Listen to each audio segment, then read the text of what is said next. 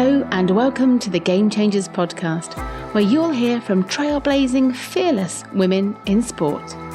I'm Sue Anstis, host of the Game Changers, a founding trustee of the Women's Sport Trust charity, and the founder and CEO of Promote PR, one of Britain's leading sports PR agencies. In this episode, you'll hear from the Telegraph's Anna Kessel MBE, the first ever women's sports editor at a national newspaper, co-founder of the Women in Football Network, and author of one of my favourite all-time books, Eat, Sweat, Play. Anna talks openly about the sexism faced by females working in sport, why the profile of female sport matters so much for women and men, and how things are changing for the better. I met Anna at the Telegraph's fabulous offices in central London and began by asking her if she'd always been passionate about sport. I didn't have a passion for sport for the longest time. I didn't engage with it at all. My parents had all sorts of political nervousness around sport. My dad's South African Jewish and, came from apartheid where sport was being used as a tool to oppress black people in South Africa. And my mum was a refugee from the Nazi era. And so, they grew up at a time where sport was very much used in a negative way. And I think it still sometimes is. So, and there was that nervousness around nationalism, growing up in the 80s, football hooliganism, the National Front, all of that stuff. And very often sport and the Union Jack went hand in hand. So there were many kind of cultural, political reasons that we didn't gel as a family. And then I suppose compound that with being a girl, going to school. Most girls weren't engaging with sport that I knew. And just from I can't remember since when, but I just knew that boys did sport and girls didn't really. Whether that was boys playing in the street and I just didn't play. Even though I played with those boys, I played other games with them, but I didn't play football. And I didn't know why that was. It just was. And did you think about that at the time? You were a young girl. Did it occur to you to question why that was? Or? There was something about it that bothered me, but I didn't have the confidence to sort of stride in, and I didn't know how to play football. So it's not like I was being prevented from doing something I really wanted to do, which, many female footballers have told that story. That wasn't me. But I didn't like the idea that there were things that girls shouldn't or couldn't do. And it was quite apparent that there were lots of things that girls weren't meant to do. And that definitely bothered me. So, fast forward to school and I bunked my PE lessons religiously. It was the only lesson I really bunked and nobody seemed to care. And that really brought home the message as well that actually it doesn't matter if you're here or not. And I think, add a layer on top of that, which applies to boys and girls, which is if you're not naturally sporty or athletic, then there's this kind of trend where some PE teachers, not all PE teachers, but I think too many, kind of disregard you. And that's not really allowed to happen in any other subject. If you're not very good at maths, your maths teacher is obliged to help you understand the basics and to give you that foundation. And I'd love to see that change much more rigorously in PE. Do you feel that still is the case today? People message me and tell me that is the case. And I think because PE is so neglected, whether that's by government and curriculum and not being a core subject, or whether that's by the societal cycles of head teachers and teachers going through bad PE lessons and then not valuing it or it being too left to chance. There's a legacy and a hangover from that. So with that background of a family not watching plenty of sport and you're not playing, how did you come to be where you are today? And when did you find football? Because I guess that was one of your first loves. Yeah, football was the first one. Well, there were a couple of people at school that played. One played for Millwall Lionesses and the other played for Arsenal Girls, and that really struck me that that's something different. And it's not like I then wanted to do it, but I found that interesting. Then Euro 96 happened, and that changed everything for me because it was, I say to younger people now, it's a bit like 2012 Olympic Games. The whole nation went completely football crazy, and women were more involved in that. Now looking back, it's in quite a sort of dated way, but at the time there was something quite radical about women being involved as fans. I think I just got caught up in that. And as a daughter of two parents who were not English, it was the kind of first time that I felt I could be part of this one big culture together. There were lots of flaws in that argument, but yeah, there was a sense of that, and that was exciting. So yeah, I started getting into Arsenal. I started writing geeky little notes that of how Arsenal were getting on, because they were my local team and everyone at school supported them. I'd stick little notes on my wall, and it developed from there. Yeah. And if you could have your childhood over, what sport would you have liked to have played? Oh, football. It would have been football. But I would have liked to do lots of sports, I would have loved to do athletics.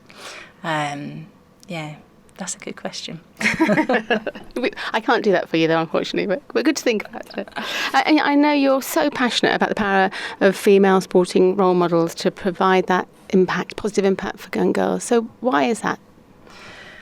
I just think if you grow up as a girl, it's almost like there's a room in your house where you're not allowed to go in. That's how I see sport in life.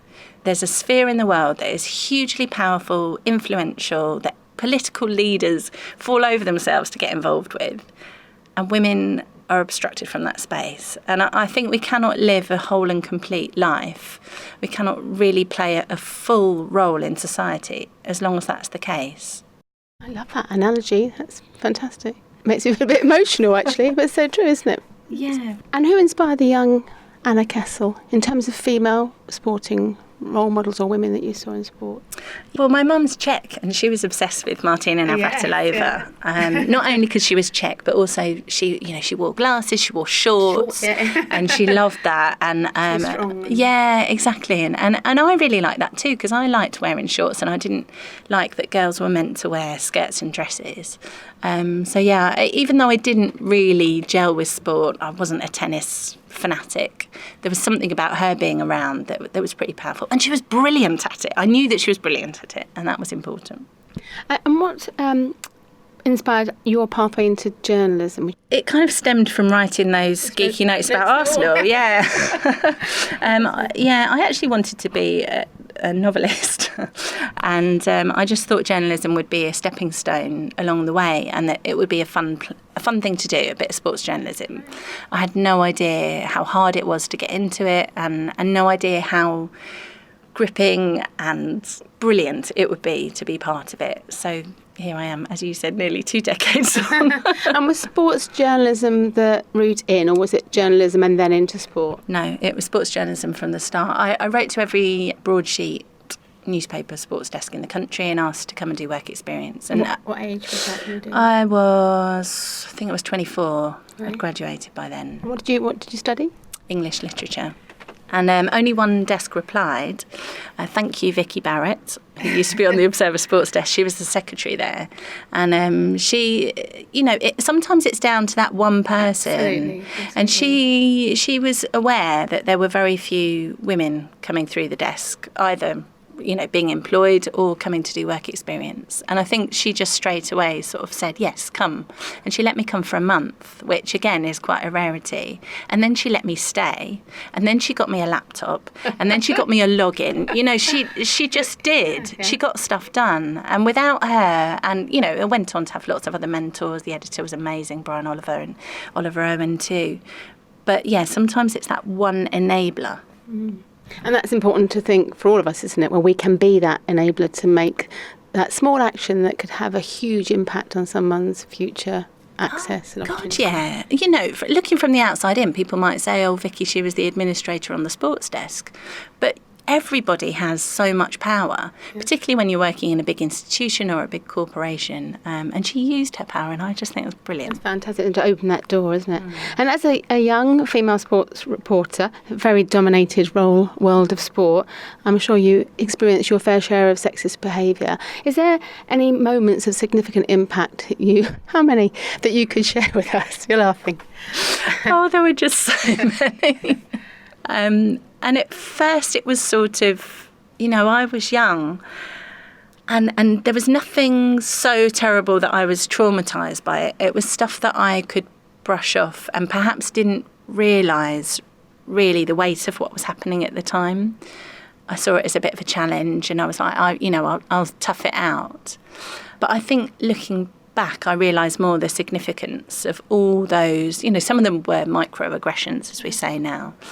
But it was things like I went to go and interview a well-known referee and a couple of referees, and they just refused to behave, and they refused to be interviewed by me on their own. They wanted to be interviewed together, and then they just kind of destroyed my interview, and they wanted to talk about my arse, basically. And, it was those kind of really just manipulative, stupid, immature kind of things. Or sometimes it was other journalists. I think as I got older, the stakes got higher. This was a career that I was now committing to. I got married, I started a family. And I think the structural issues really kick in then. Mm-hmm. Can you be a working mum with a child? Can you be a correspondent? What about when you've got to travel the world? What about the long hours? What about breaking news stories?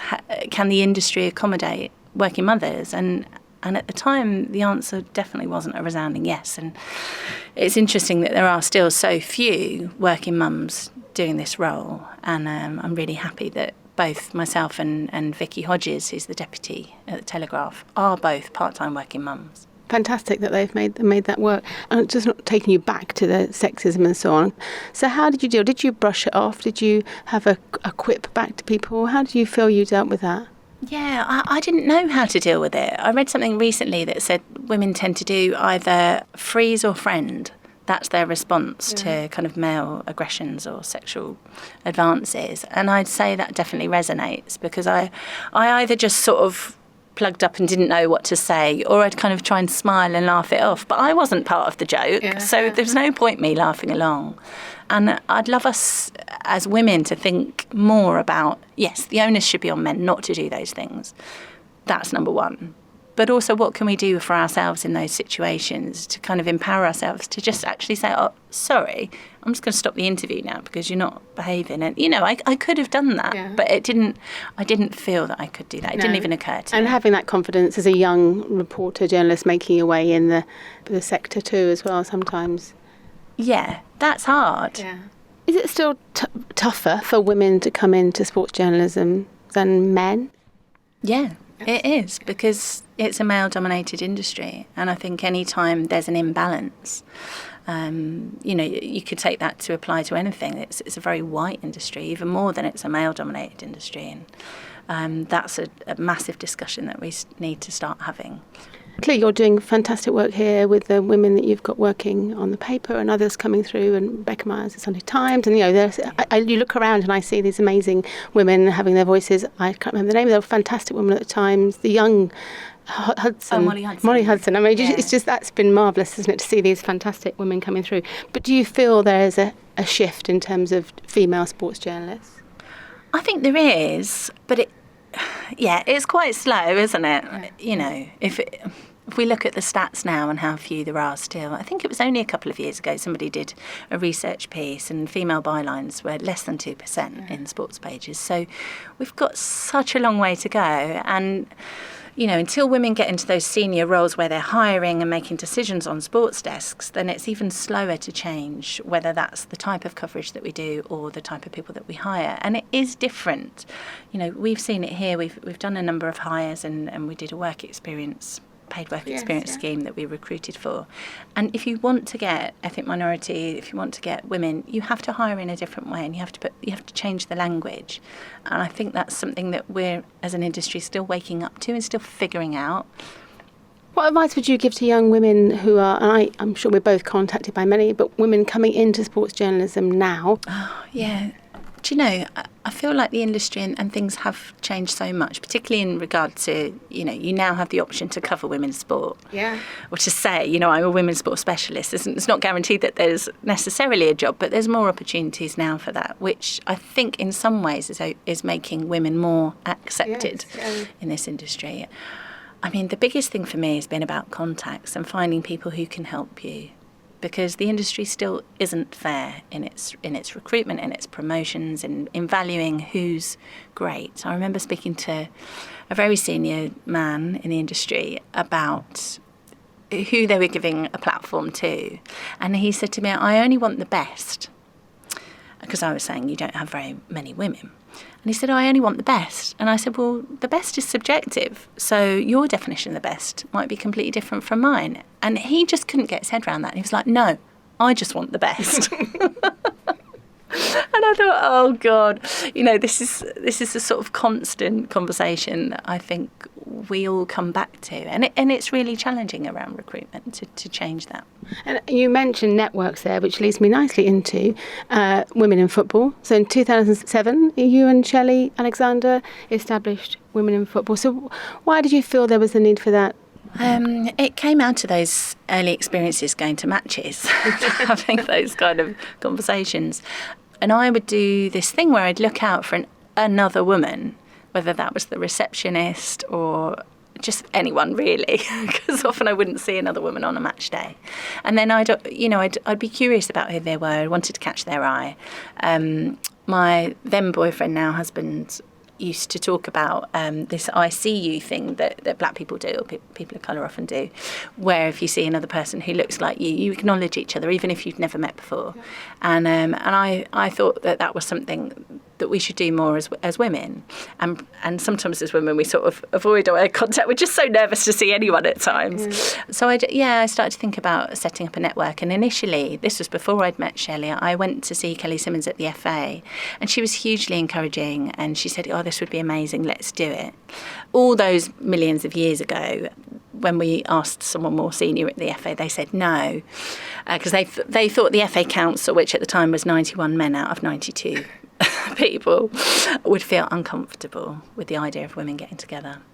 So that was 2006. that one woman could have been within the network, couldn't she? She could have been within the network. Yeah. So then it was actually my husband introduced me to Shelley, and Shelley was one of those people that just sort of put rocket power under it and said, look, it doesn't matter that we don't have any funding, we don't have the backing of a governing body, let's just do it.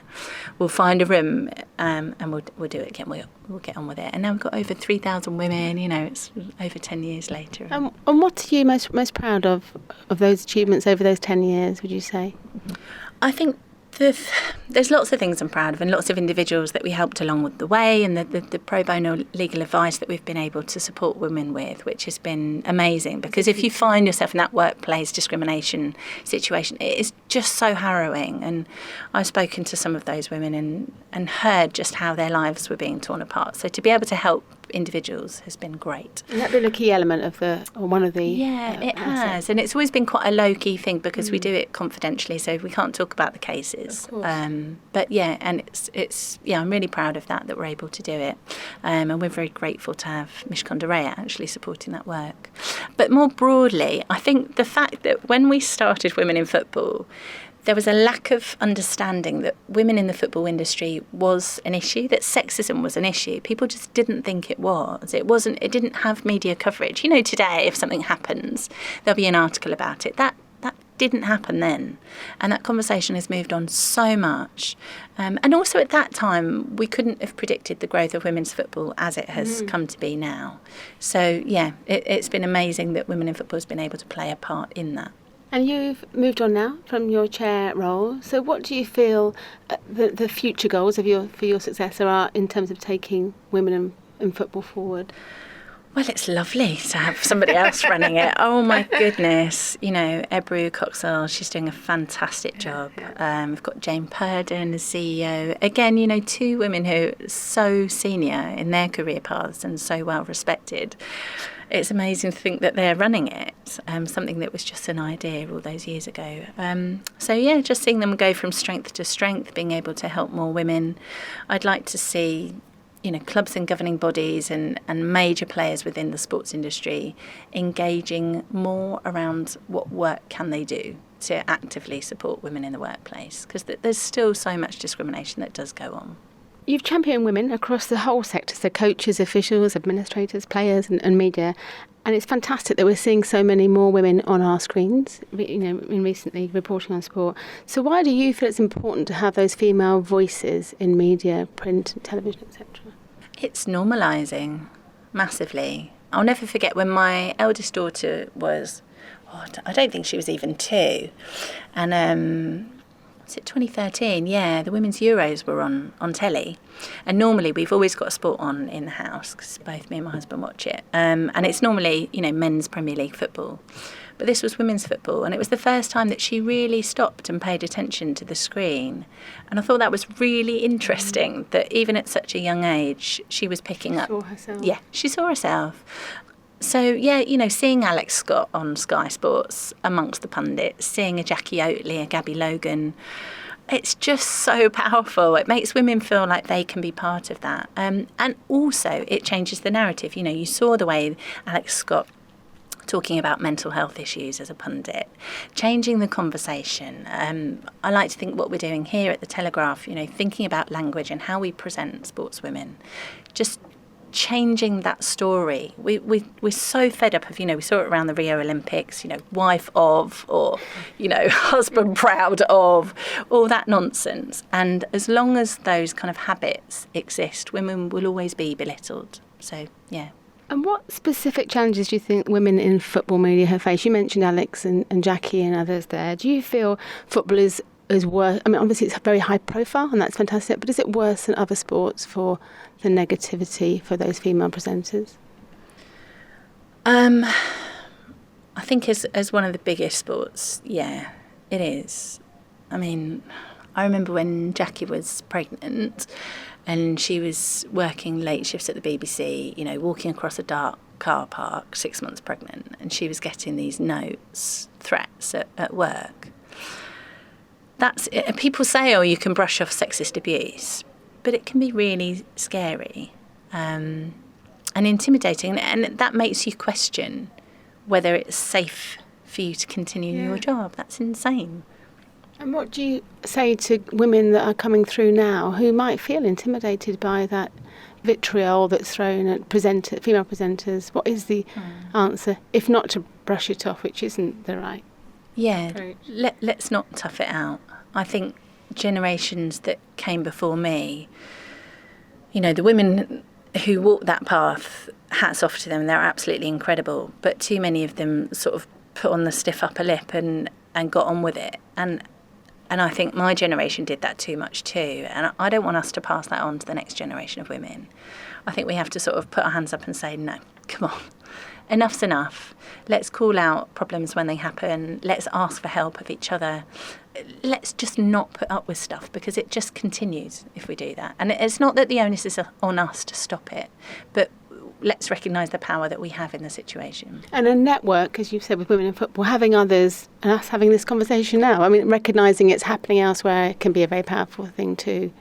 Definitely. I mean, some of the best advice, some of the best, career moves have come through a network of women. I pretty much wasn't going to apply for this job at the Telegraph. It was advertised as a full-time role.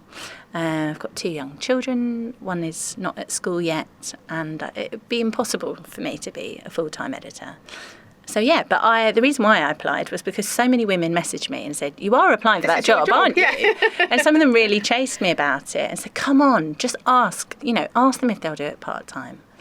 And so I asked, and they did, lo and behold. Brilliant. Women's games obviously seen enormous growth in the past 5 years, so funding and exposure and opportunities to play. And we've got some brilliant women, you mentioned Kelly and others working in the women's game, but we don't see so many women working across in the men's game. Do you think that's an issue? Yeah, I do. I think in some ways it is binary, and it's important for the women's game to have its own separate identity and its own workforce. But if women aren't part of the men's game, and bear in mind that most of the money and the resource and the power and the decisions are in the men's game, then we can't benefit from it, we can't influence it, we can't change it. And I think there's things that both industries can learn from each other and ways that they can support each other too. And that's really apparent actually in this current case with US soccer and the women's team and the men's team now working together. And for the longest time, the women would make that comparison. We do better than the men and yet we earn less. And it's not that they're not making that comparison anymore, but they're much more sensitive about it because they worked really hard to get the men on board, and they realised that if they worked together they would have a much more powerful impact. So I think we need to think about that. Your incredible book, Eat, Sweat, Play, published in 2016, my family got quite bored of me keep reading out another passage. Here's another fabulous passage, constantly quoting. So what was your drive? But you talked actually earlier, didn't you, about being a novelist, but what was your drive behind that book? Well, it was one of those things where I had an agent and they said, you should write a women's sports book. And I said, I don't think I can do that. Because they had this idea that they wanted a kind of female version of Fever Pitch, a cross between Caitlin Moran and Fever Pitch. And I said, well, I didn't grow up, watching men's football or women's football, so I'd be a fraud if I did that. That's not the book for me. And it took me a really long time to realise that the story that I had to tell about not gelling with sport and that disconnect between women and girls in sport was relevant. Which is mad, really, when you think about it, because that's, in the main, that is the majority of women and girls' experiences. Yeah. But yeah, I guess it's that terrible cliche of imposter syndrome and all the rest of it. Once I got going on it, I started to really get into it, and I really enjoyed it. And I felt like it was a book that I was writing for, for my younger self, for all my friends outside of the industry who just, some of them quite like sport, but they don't regularly do it, they don't regularly watch it. They'll be excited about Wimbledon coming on, or they might watch a bit of the Olympics, but it's not their, they don't wake up, it's not their drive, their everyday drive. And I was really interested in how can we get those women to engage with sport, and that's a question I continue to ask myself every day, and something that really informs the work that we're doing here at the Telegraph. And it was a little ahead of its time, almost in a way. In think of Sport England's This Girl Can coming on board, it was ahead of its time, very timely as it was launched. What were the key elements you hope people would take? I felt like for many women they were living with sport in that compartmentalised way. Going back to that house analogy, it was like, well, there is a room in the house that I can't go into, but it doesn't really matter because I don't need anything in that room, and I've got all the other rooms in the house. And I wanted them to understand that the power. But firstly, the symbolic thing of not being able to access something in your life and what that does to you. There was this amazing coach that I interviewed from Iraq, and she was talking about working with girls in a people displacement camp. From fighting on the border, there'd been a lot of movement in Iraq. And she talked about how girls were afraid to kick a ball there. And she said, if you're afraid to kick a ball, imagine what other things are hampering you in life. It's such a simple thing. And that really resonated with me, because for most of my life I was afraid to kick a ball in case I did it wrong, or that thing when you're walking past a park and a ball flies at you and they're like, oh, can you kick it back? And you're like, oh God, or what if I kick it in the wrong direction, it's all going to go wrong. I just don't think we should be able to live like that. And actually one of my biggest joys was in the summer, we were in a playground and my eldest daughter Ella was just playing with her friends, and someone kicked a ball over and she just casually kicked it back to them, and I was like, yes. I love that she's just done that. She didn't even think about it, she just kicked it back. And that's, we've done a lot of work with her school to set up a girls football club and all that sort of thing. So yeah, I wanted women to understand that it was empowering to connect with sport, and then I also wanted them to understand the different benefits, whether that's in career, health obviously, motherhood, confidence, lots of different things. So powerful. And as you mentioned, so earlier this year you announced as the Telegraph's new women's sports editor, the only national newspaper that has somebody in that role. Was it a very difficult decision for you leaving the Guardian and the Observer after so many years of, and I guess that support and your growth through there too? Yeah, I think a lot of people, myself included, thought I'd stay there forever. Right the way through you almost. Yeah, exactly. And obviously there's a lot of synergy there. But what the Telegraph was doing was just streets ahead of anybody else. And nobody else had any plans to do anything like that. And so it was just irresistible. And I'm so glad that I did make the move. I've loved every minute of it. I've been really taken aback and touched, actually, how it's a project that the whole company seems to have taken to their heart. Very early on when I joined, I was getting emails from somebody who works on cruises, from the business desk, from travel, from family, from features, right across the paper. Everybody wanted to get involved. And that was really, they had a real emotional connection to it. Sometimes it was because they had kids, or maybe they had a sister who played football, or, perhaps they'd just got into it themselves and started watching women's football. I didn't expect that. So long women's sport has been a sort of thing that people feel they probably should do. I didn't expect to have that kind of passion and drive behind it, not just from within our little women's sport department, but from right across the company. That's been really cool. And your manifesto at the outset, can you tell us a little bit about that as you launched? Yeah, so unprecedented coverage of women's sport, which, to be fair, starting from a very low baseline of 2% newspaper sports coverage dedicated to women. I don't know what the stats are now, but gosh, it's, rocketed. So we have a whole department. There's myself and Vicky Hodges, the deputy. We've got 3 full-time women's writers, football and then across sports. We've also got a rugby writer who splits her time between men's rugby and women's rugby. We've got a cricket writer who splits her time between men's cricket and women's cricket, and then right across the paper, athletics, cycling. Everybody is doing both men and women's sport, which is really, really exciting, actually. Yep, also to champion more female voices. So we've got an amazing string of sportswomen columnists, which is fantastic, but also wanting to give opportunities to freelancers where we can, and exploring new voices. So, it's been great to have someone like an author, Porna Bell or Caroline Criado Perez writing about sport. I find that really exciting to take people from outside of sport and bring their perspectives in. And kind of playing with that. And then the third main thing really was the campaign. And that surprised me that Adam Sills, the head of sport, wanted to do that.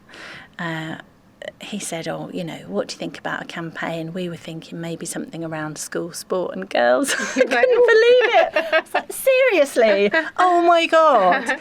Because in the time leading up to joining, I'd spent quite a lot of time emailing people and Sport England saying, look, what can we do about this? I'm desperate to do something. When we've met and talked before, you've announced the role. That was a conversation we'd had too. Yeah. Exactly, and that was my burning passion. I couldn't believe somebody else wanted to do it. I was so thrilled.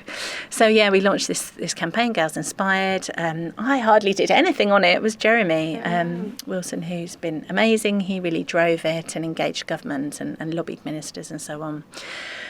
So that's been phenomenal. And then the government really said, when they announced their school sport cross-party action plan, they acknowledged that we'd played a really important role in influencing that. And in terms of the content, so I flicked through the paper again today and there's 3 or 4 fabulous pieces in there. So every day more content within the main paper, and then the supplement as a monthly supplement with an amazing body image issue. I got quite a bit emotional reading that last weekend. And that will continue. So what other content, not that I need more content about, but what else are you looking to do in the future? I think we want to do more digitally. The supplement that we do every month, I love that to bits, and it has a different tone and a different voice and different voices to a regular sports section. I very much feel that we have 2 audiences for our coverage. There's a traditional sports audience, which is mainly male, but includes women sports fans too, and they have certain expectations about what traditional sports coverage should look like and the certain elements that you have to have.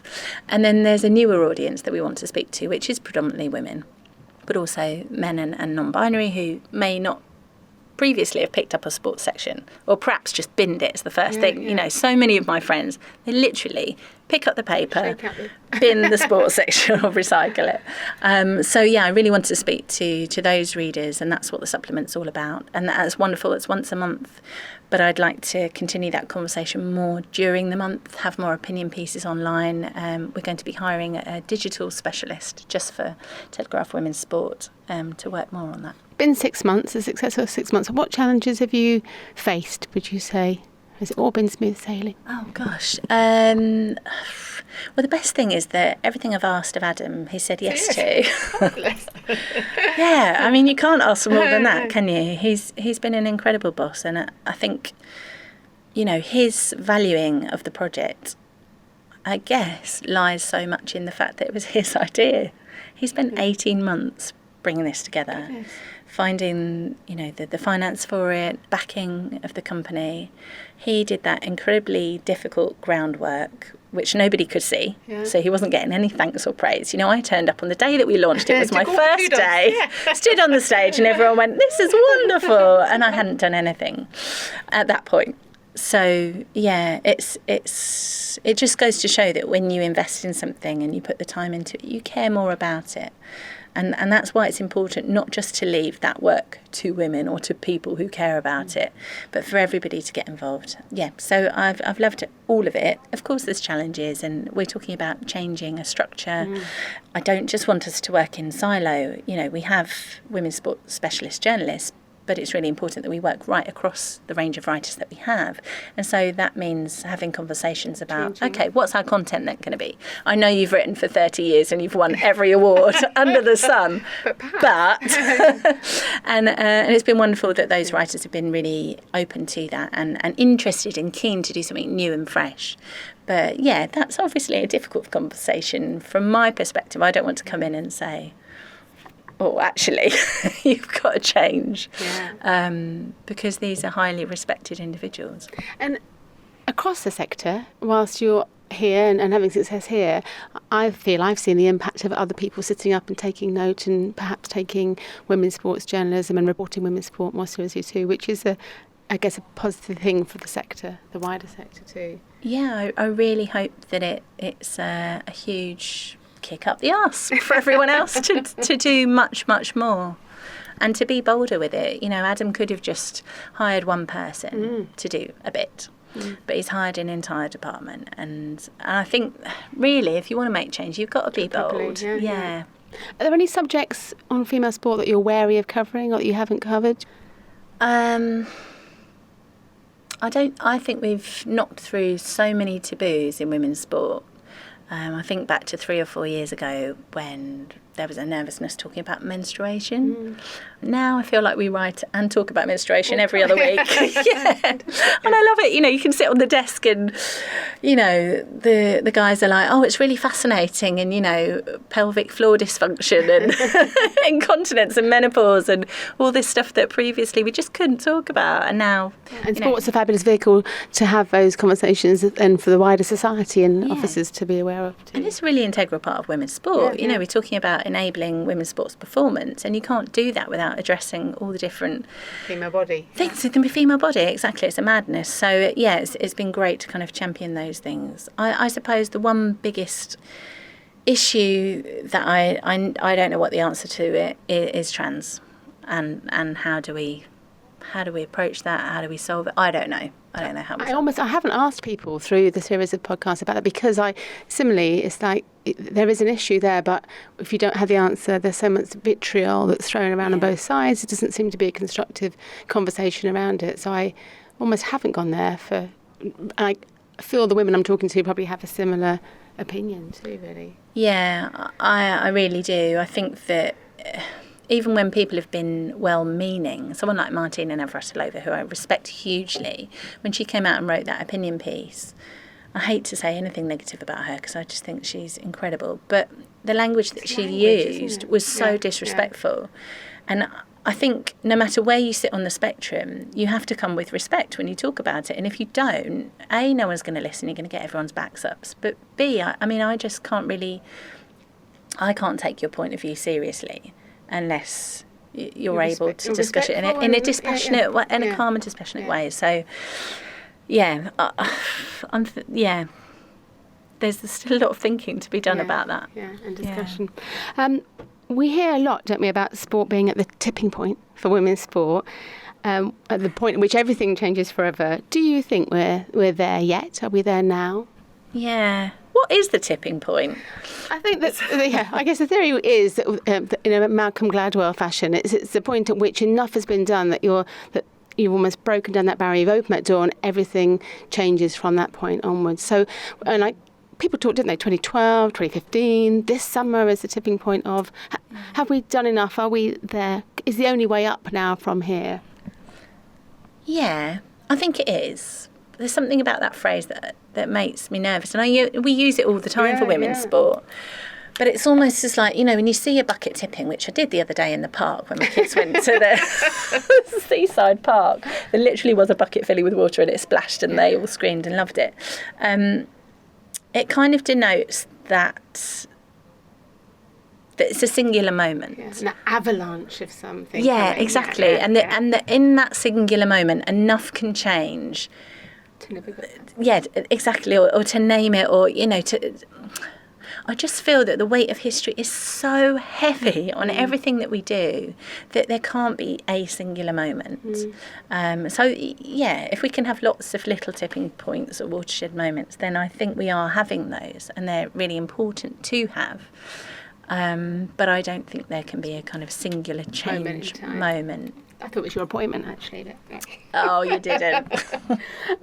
You've achieved so much in recent years and had this amazing impact on women's sport. So what's driving you now? We've talked about at the Telegraph, but for you as Anna Kessel as well, what's driving you? I'd say the biggest thing that drives me is my kids.